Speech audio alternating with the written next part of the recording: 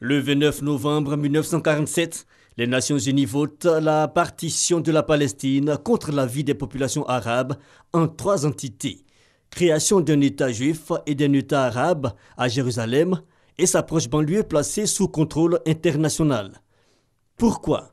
Pour la simple raison qu'à la fin de la Deuxième Guerre mondiale, les Anglais qui géraient le pays, n'ayant pas trouvé de solution pour arbitrer les conflits entre communautés juives et arabes, soumettront la question aux Nations Unies. La résolution 181 et autres résolutions afférentes ne résoudront pas le problème, encore conflictuel aujourd'hui.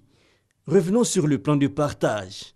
La création des États arabes et juifs devait intervenir le 1er octobre 1948 au plus tard.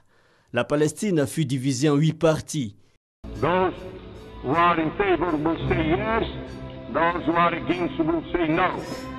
And the abstainers always they know what to say. 3 parties devaient devenir des divisions juives et 3 autres des divisions arabes. La 7e, la ville de Jaffa, devait devenir une enclave arabe à l'intérieur du territoire juif. La région internationale de Jérusalem, la 8e division, serait administrée par les Nations Unies.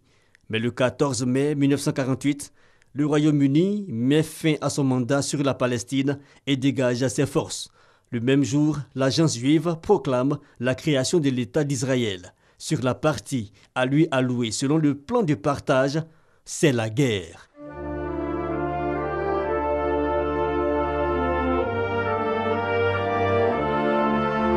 Le lendemain, des troupes arabes viendront au secours des Arabes palestiniens.